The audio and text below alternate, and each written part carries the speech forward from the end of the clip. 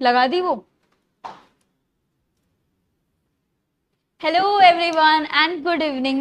Back to the channel on Shriji Study Center, and let's go back to the PYQ series of paper 1 UGC net, जो कि आपके 2 महीने में exam आने वाले हैं। उनकी प्रैक्टिस हम आपको करवा रहे हैं एकदम PYQ तरीके से।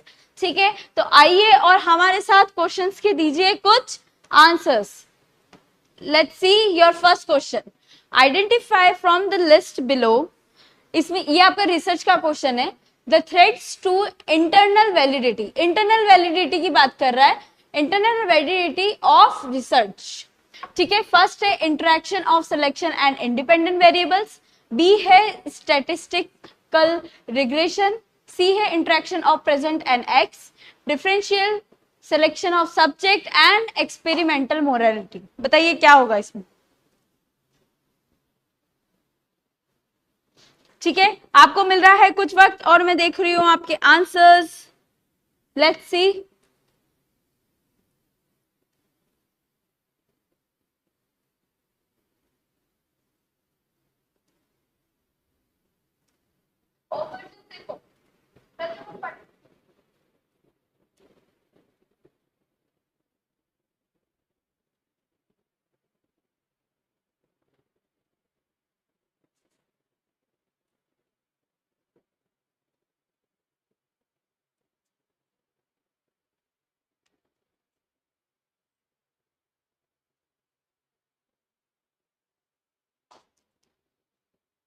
जी हाँ, अब तक तो आपका आंसर आ गया होगा। ठीक है, तो इसका आंसर है पहली बात तो फर्स्ट। ठीक है, फर्स्ट क्यों है, इधर आइए देखते हैं। देखिए बी, डी और ई। देखिए interaction of selection and independent variable, ये इसमें नहीं होता, ये एक्सटर्नल वैलिडिटी में होता है।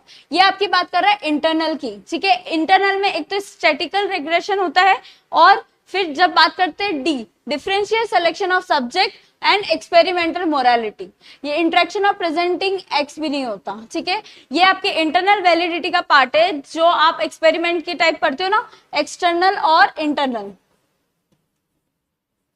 एक्सटर्नल में बोलते हैं कि आप जनरलाइज के पूरा कंप्लीट पढ़ते हो, जनरलाइज हो जाता है। जनरलाइज इन द सेंस कि आप ये पूरी थ्योरी बना लेते हो, उस अकॉर्डिंग बन जाता है। ठीक है, ये सब पे अप्लाई कर सकते हैं, लेकिन इंटरनल को अभी आप एक्सपेरिमेंट करते हो। ठीक है, तो इसका आंसर है statistical regression, differential selection of subjects and experimental morality. Next question आइए, ये पढ़िए। इन द नोम रेफरेंस टेस्टिंग, ये आपका टीचिंग से है, नोम रेफरेंस की बात कर रहा है। नोम reference testing of student test data helps us determine students place और रैंक। ठीक है, फिर बोल रहा है in criteria reference testing the test data tells us about a students level of proficiency. बताइए कौन सा सही है।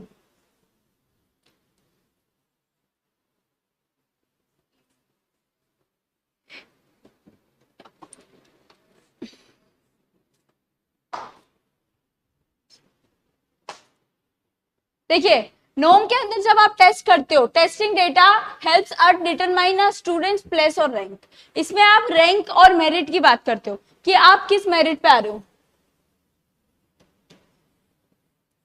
मेरिट की बात करते हो। मतलब इसमें जैसे आपने सीजीपीए दिए, सीजीपीए और ये सारी चीजें आती है। जब आपके जैसे और लोग, जैसे आपका यूजीसी नेट है, वो नोम रेफरेंस्ड है। ठीक है, लेकिन जब हम क्राइटेरिया की बात करते हैं, तो ये test data tells us about the students level of proficiency. इसके अंदर मार्क्स मिलते हैं, जैसे 100 में से 50 पासिंग मार्क्स है। ठीक है, अगर आपके 50 नंबर आ जाते हैं तो आप पास है, तो इसमें आपका रैंक नहीं होता। ठीक है, रैंक किस में होता है आपके, जैसे यूजीसी नेट में रैंक होता है एआई, ठीक है, ऑल इंडिया रैंक। ठीक है, एआईआर होता है, जैसे ऑल इंडिया रैंक होता है, तो वो नोम के अंदर आता है। नोम के अंदर आपका रैंक आता है, जिसके अंदर यूजीसी नेट और ये सारे आप कॉम्पिटिटिव एग्जाम देते हो ना, this is what rank based. जो आपने स्कूल और कॉलेज में दिए थे, जिसके अंदर सिर्फ पासिंग मार्क्स होते हैं, वो होता है क्राइटेरिया। जिसके अंदर क्राइटेरिया कितना है कितना परसेंटेज आपको आना चाहिए जिससे आप क्या हो सकते हो, पास हो सकते हो। मैं आपको और भी क्लैरिटी के लिए बता देती हूँ। देखिए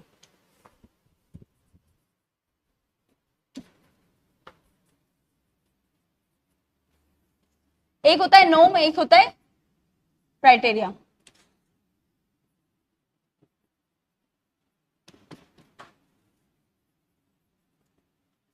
ठीक है, जब हम इन दोनों की बात करते हैं तो नोम के अंदर उस नोम एक तरह का ग्रुप होता है, उस ग्रुप में से रैंक पोजीशन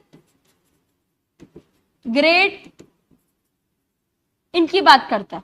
इसके अंदर आपका निकलता है जैसे सीजीपीए, सब में से ये मेरिट बेस्ड है, ऊपर जाता है, मेरिट निकलती है इसमें, क्या निकलता है, मेरिट। ठीक है, ये पूरा मेरिट बेस्ड है। क्राइटेरिया में कि क्राइटेरिया कितना होना चाहिए, पासिंग मार्क्स, इसमें आते हैं आपके पासिंग मार्क्स, स्कूल लेवल पे जो हम होता है, कॉलेज लेवल पे जो मार्क्स मिलते हैं आपको, ये सारे टेस्ट इसमें आते हैं।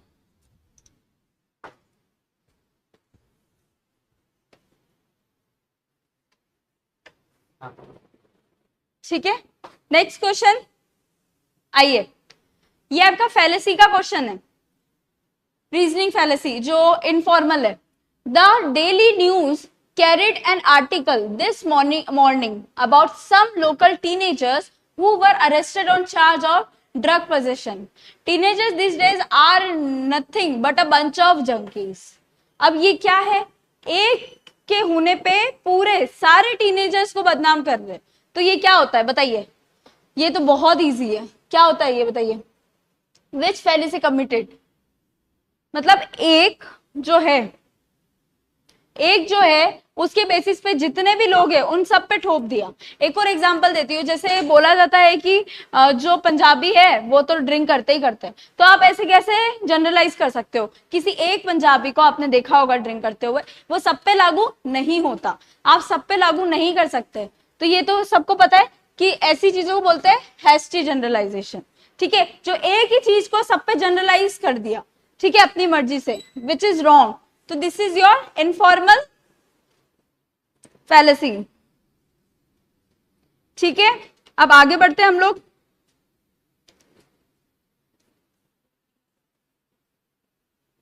आ जाओ, नहीं पढ़ा, चलो आ जाओ, ये आपका आईसीटी से क्वेश्चन है। Identify the correct order of following computer storage capacity ranked from largest to smallest capacity. अब इसमें अरेंज करना है, कैसे क्या करोगे बताओ, अरेंज करना है आपको, सबसे छोटी यूनिट फिर बड़ी फिर बड़ी, लार्जेस्ट से स्मॉलेस्ट बोल रहा है, मतलब पहले बड़ी और फिर छोटी।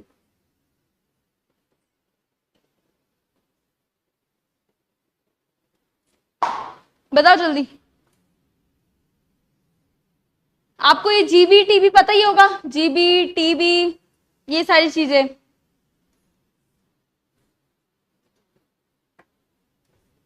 बताओ,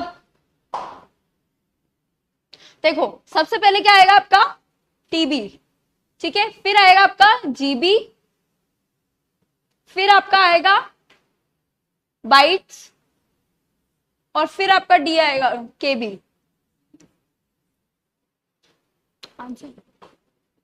देखो एक बार चेक करो, टीबी, जीबी, बाइट्स और फिर केबी, सेकंड सीएबीडी, चेक कर।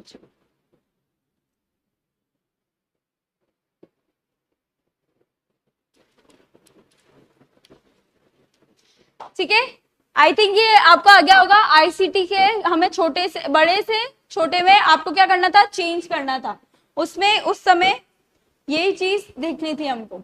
ठीक है, यूजीसी नेट का आंसर सही है, आ गया हो। चलो नेक्स्ट बताओ,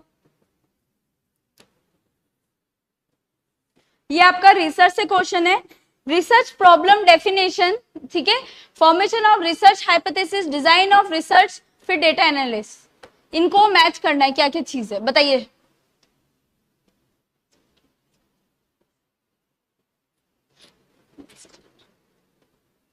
कमेंट करो, comment, waiting for the comments. Good evening Kanishka, Neha Sharma, welcome welcome. Answer दीजिए फटाफट से, सबसे इजीएस्ट क्वेश्चन है।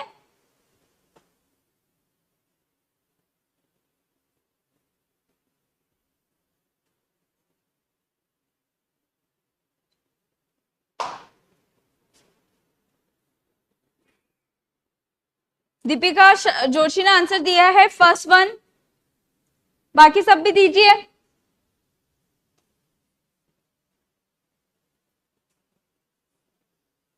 देखिए, academic and social value of research question to be weighted. जब वेटेड की बात कर रहे हैं कि पहली बात तो रिसर्च प्रॉब्लम आपका क्या है, रिसर्च क्वेश्चन है, ठीक है, ये तो हमें पता ही है। तो आपका रिसर्च प्रॉब्लम तो क्वेश्चन से होता है कि हम किसी का आंसर देख रहे हैं, ठीक है। फिर आपका होगा B, formation of research hypothesis which is defining the variables to be related in unambiguous term, जो unclear है उन चीजों को। तो क्या होगा, फॉर्मेशन ऑफ रिसर्च हाइपोथेसिस, जिसे अभी टेस्ट करना बाकी है, ठीक है। अभी अभी क्या हुआ, बस फ्रेमवर्क बना है जो क्लियर नहीं है, ठीक है, विच इज नॉट क्लियर, उसका अभी बनना बाकी है। फिर सी का देखिए, design of research, appropriateness of techniques and their applicability, ये होगा डिजाइन। और फिर जो लास्ट है आपका D, data analysis, development of conceptual framework which is accord with the hypothesis, ठीक है। आई थिंक ये आ गया होगा, ये इसका आंसर है सेकंड।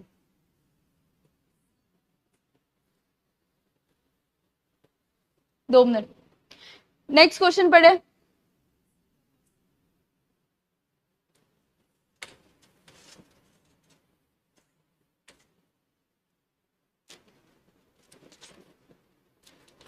नेक्स्ट क्वेश्चन देखिए,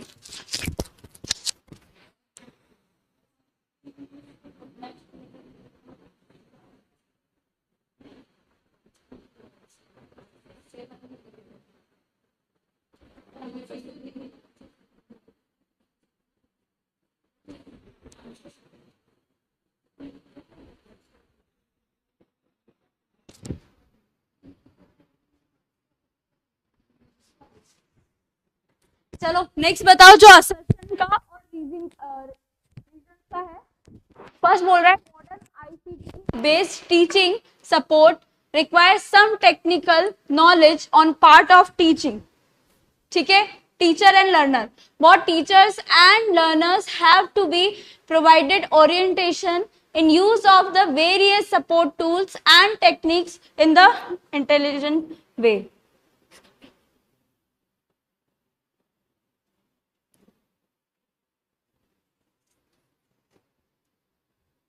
जल्दी से बता दीजिए इसका आंसर। असर्शन और रीजन एक दूसरे से मैच कर रहे हैं या नहीं। देखिए ये क्या बोल रहा है, modern and ICT based teaching support जो है, हम आईसीटी का यूज कर रहे हैं टीचिंग सपोर्ट में, require some technical knowledge on part of teacher. Obviously अगर आप आईसीटी को यूज कर रहे हैं तो आपको भी, जैसे मैं अभी आईसीटी के यूज से ही पढ़ा रही हूँ, तो आप अगर यूट्यूब को चलाना जानते हैं, लाइव आना चाहते हैं, तब जाके आप क्या करेंगे, मेरी क्लास को अटेंड कर पाएंगे, ठीक है। तो मतलब ये तो सही ही बोल रहा है एकदम कि लर्नर को भी और टीचर को, दोनों को आईसीटी का यूज का नॉलेज होना चाहिए। Both teachers and learners have to be provided orientation in use of various support tools techniques in intelligent way. Is it correct? Yes, ये दोनों और रीजन असर्शन को सपोर्ट कर रहा है, तो this is your correct answer. Both A and R are true and R is the correct. Yes, अगर आप उनको ट्रेनिंग देंगे तो वो अच्छे से उन चीजों को यूज कर पाएंगे। आ जाइए नेक्स्ट जल्दी से।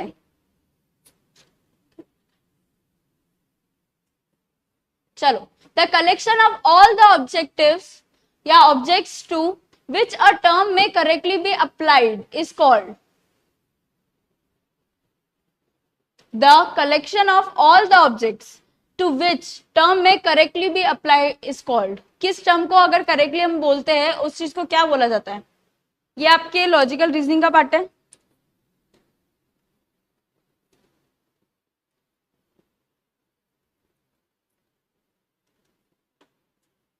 ठीक है, देखो इसको बोला जाता है denotation and the extension of that term.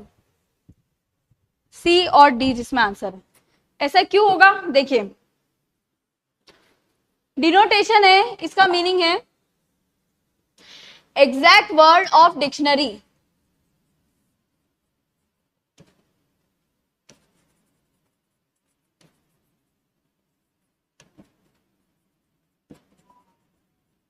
जो आपका डिक्शनरी में वर्ड दे रखा होता है, वो एग्जैक्ट वर्ड का मीनिंग आप डिनोटेशन को बोलते हो। और जो कॉन्नोटेशन होता है वो मतलब वो ऑलरेडी क्या होता है आपका, एक्स्ट्रा वर्ड होता है। तो ये इसी को डिनोटेशन को हम एक्सटेंशन बोलते हैं, इन दोनों को सेम बोलते हैं। एक एक्सटेंशन ही इसी का नाम है, दूसरा extension of term. C and D is your correct answer. Okay, moving to the next. As a result of Woods dispatch, ये बताइए, ऑलरेडी आंसर दे रखा है इसका, फिर भी Woods dispatch, which of the following universities were established in 1857? बताओ, ये तो ऑलरेडी दे रखा है आपको, Calcutta, Bombay and Madras. Woods dispatch, which of the following universities, किस किस जगह यूनिवर्सिटीज बनाई गई थी आपकी 1857 में? एक तो कलकत्ता, बॉम्बे और एक हो गया मद्रास। CBM,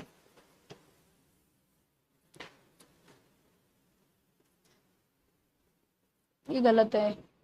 ये बताओ, which of the following options are true regarding inference with reference to classical Indian system of logic? Classical Indian, बताइए, it is deductive, it is inductive, it have to be formally valid or it has to be materially true? बताइए।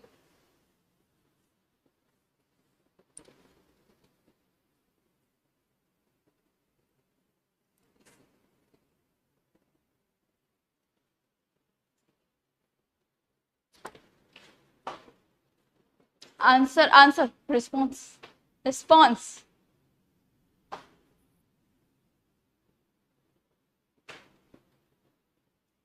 जल्दी से बताइए, आपकी जो Indian logic है वो कैसे, किस हिसाब से है?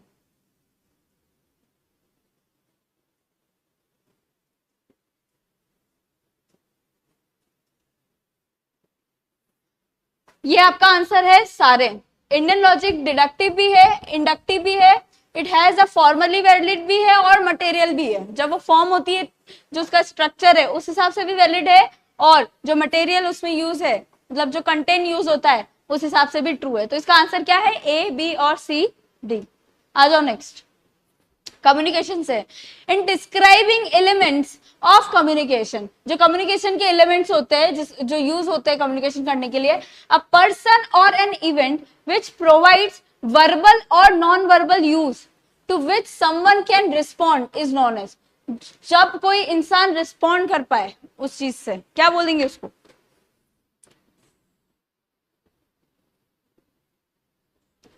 जल्दी से बताइए।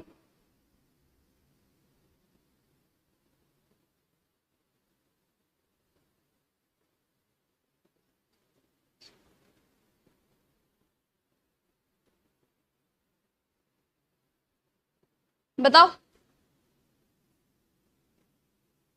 फोर्थ? नहीं नहीं, फोर्थ नहीं होगा। देखिए, ये होगा सोर्स। सोर्स क्यों? जिस सोर्स से वर्बल और नॉन वर्बल को क्या कर रहे हैं, वो किसी के पास पहुंचा रहे हैं और उसके बाद वो रिस्पॉन्ड कर रहा है। Okay, we are using the source, तो उस हिसाब से होगा। ठीक है, डी। डी नहीं होगा आंसर। आंसर इसका होगा आपका सेकंड। अरे डी तो ऑप्शन में ही नहीं है, 1 2 3 4 है। आगे आइए। The power which comes through connectedness of one's word matching one's feeling body and facial expression in communication process is known as. क्या बोलते हैं उसे? बताओ। जब आप वर्ड्स को यूज करते हो, जेस्चर को यूज करते हुए किसी से कम्युनिकेट कर रहे हो, तो उस चीज को क्या बोला जाएगा?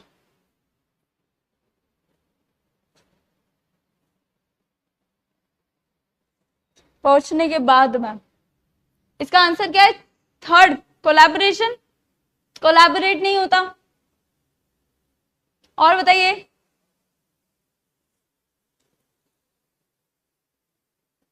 पहुंचने के बाद का रिस्पॉन्ड, यस यस, पुअर अभिनव सिंह, पहुंचने के बाद का रिस्पॉन्स था वो, जब वापस आप रिस्पॉन्ड कर रहे हो ना उसके बाद। ये वाला बताओ, जब आप अपने फीलिंग्स को एक्सप्रेस कर रहे हो साथ में बॉडी लैंग्वेज प्लस फेशियल का एक्सप्रेशन कर रहे हो, तो उस चीज को क्या बोला जाएगा? यस दीपिका, आंसर थर्ड नहीं होगा, सेकंड होगा, कॉन्ग्रुएंस। ठीक है, कॉन्ग्रुएंस में क्या होता है आपका, आप जब बात करते हैं तो आपके वर्ड्स के साथ वर्बल और नॉन वर्बल, जैसे मैं अभी बात कर रही हूँ और अपने हैंड्स का यूज कर रही हूँ, smile, eyes, everything is giving a expression. ठीक है, तो इसके अंदर आप होता है कॉन्ग्रुएंस। ओके, आई थिंक ये आपको पता चल गया होगा। चलिए आगे बढ़ते हैं। Next, which of the following is an example of qualitative research? जो आपकी क्वांटिटेटिव क्वालिटेटिव होती है उस रिसर्च का कौन सा पार्ट है? एक्सपेरिमेंटल, एक्स पोस्ट फैक्टो, या डिस्क्रिप्टिव, या ग्राउंडेड? बताइए, बहुत इजी है, जल्दी बताइए। क्या आप जानते हैं 100 में से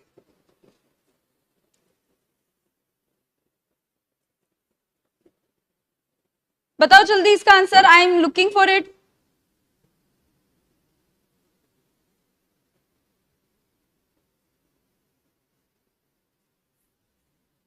थर्ड, थर्ड नहीं होगा, इससे आगे बढ़ो थर्ड से। और बताइए, आंसर्स देख रही हूं मैं, अभी तक किसी का आया नहीं है।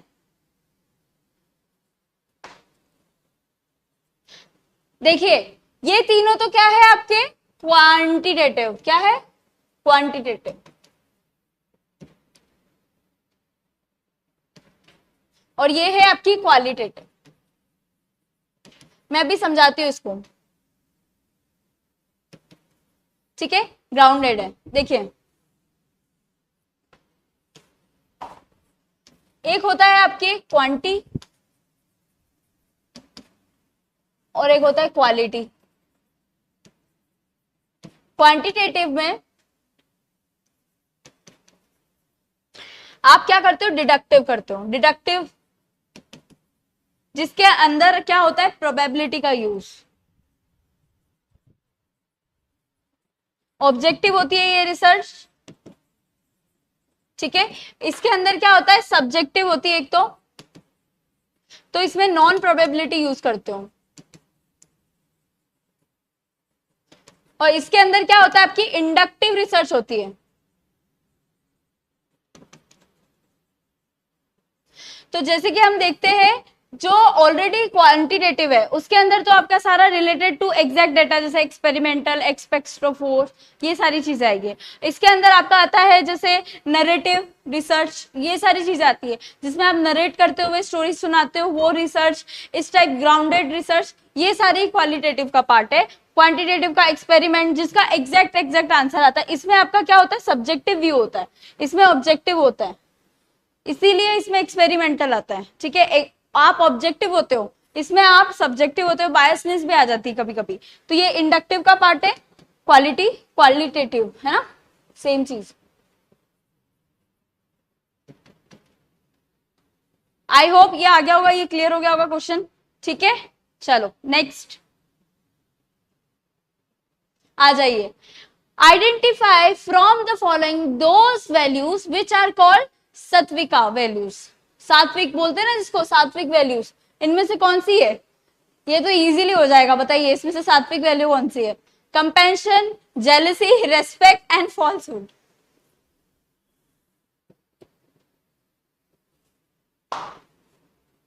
जल्दी बताइए, ये तो बहुत इजी आंसर है।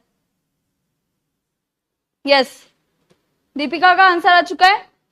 The correct answer is fourth only, क्योंकि आपको खुद पता चल रहा है जेलसी कोई सात्विक वैल्यू नहीं है और ना ही फॉल्सहुड, ये दोनों ही नेगेटिव टर्म है।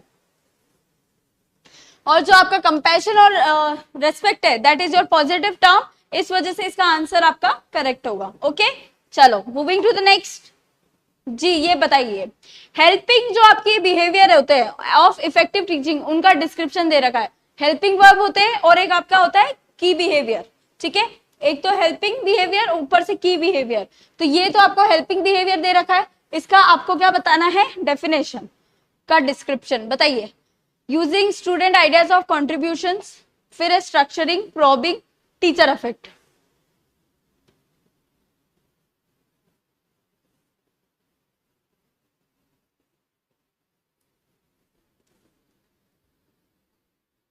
Yes, A and C is the correct answer. Poor.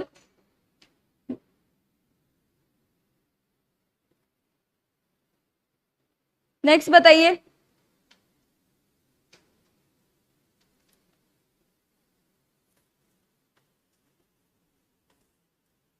Answer आ चुका है थर्ड। थर्ड हमेशा गलत हो रहा है।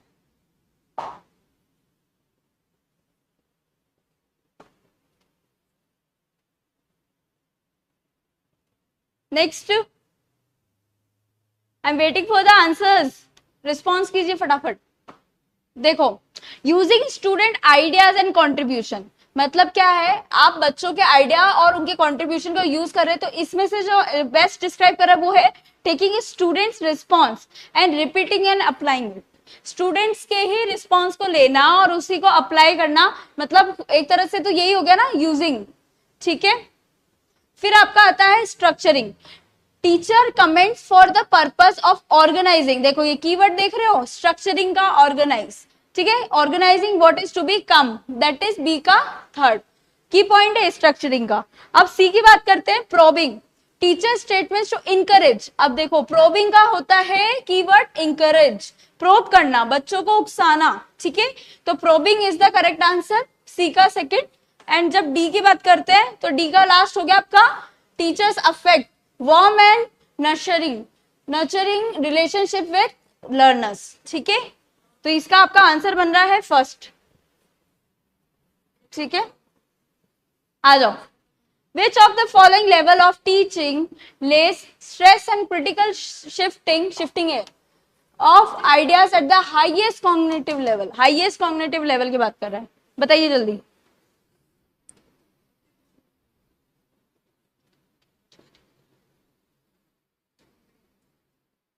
हाईएस्ट बोल रहा है, वो हाईएस्ट क्या होगा?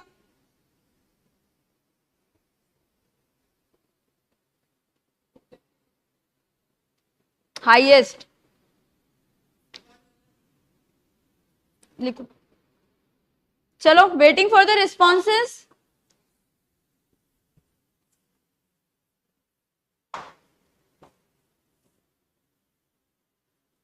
जल्दी से आ जाइए।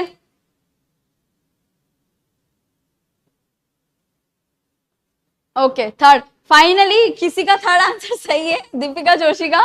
ठीक है, रिफ्लेक्टिव। 3 लेवल्स होते हैं। एक तो आपका होगा मेमोरी। मेमोरी मतलब कम कॉग्निटिव होता है, इसमें थॉटलेस होती है टीचिंग।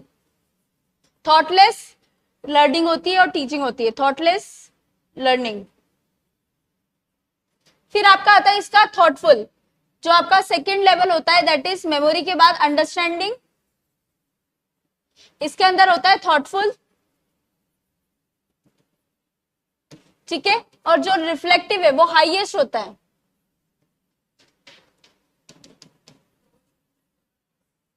हाईएस्ट। ठीक है,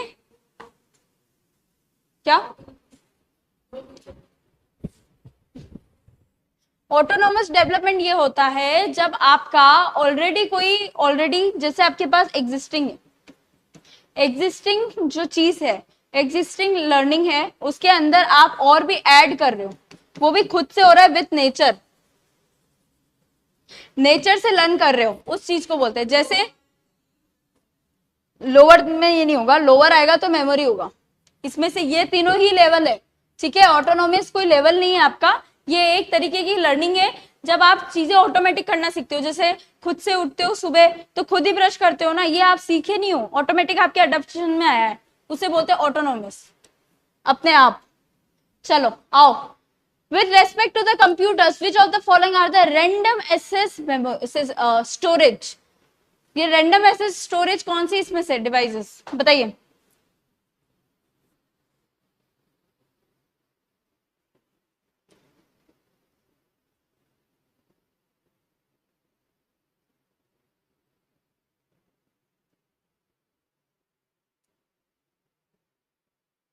जल्दी से बता दीजिए। नहीं, और सोचिए। मैग्नेटिक टेप कभी भी रैंडम नहीं होती है, ये ध्यान रखिए, ठीक है। हमेशा रैंडम की जब हम बात करेंगे that is CD ROM, BCD है आपका इसका आंसर, ठीक है। हार्ड डिस्क और पेन ड्राइव, ये स्टोरेज डिवाइसेस यूज होते हैं। हार्ड डिस्क, पेन ड्राइव और सीडी जो हम यूज करते हैं। मैग्नेटिक तो ऑलरेडी होता है उसके अंदर, ठीक है। That is your third answer. Next, जल्दी करिए, जल्दी पढ़िए इसको फटाफट।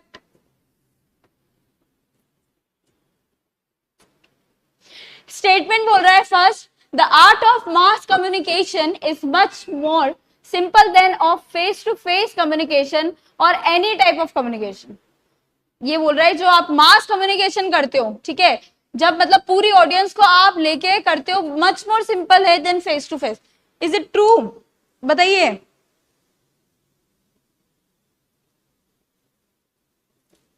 और सेकंड बोल रहा है कि ईच ऑफ अस यूज 35 जो है sight, sound and smell and 2T touch and taste when we communicate with others. मतलब 5 सेंसेस का यूज करते हैं, कुल मिला के कुछ नहीं है, 5 सेंसेस का। बताइए।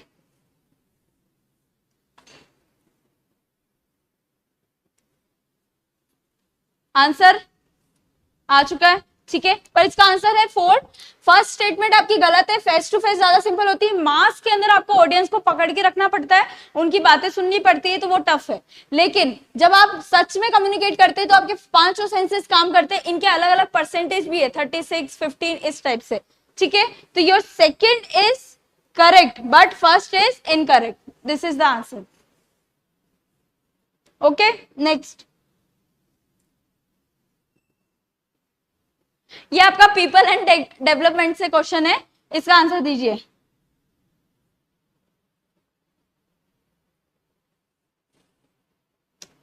Kyoto protocol, Montreal protocol, Paris agreement और इंटरनेशनल सोलर अलायंस। चलो बताओ।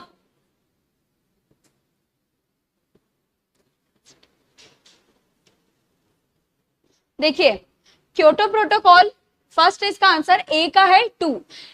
क्योटो प्रोटोकॉल किस लिए किया गया था? क्लीन डेवलपमेंट मैकेनिज्म के लिए, ठीक है।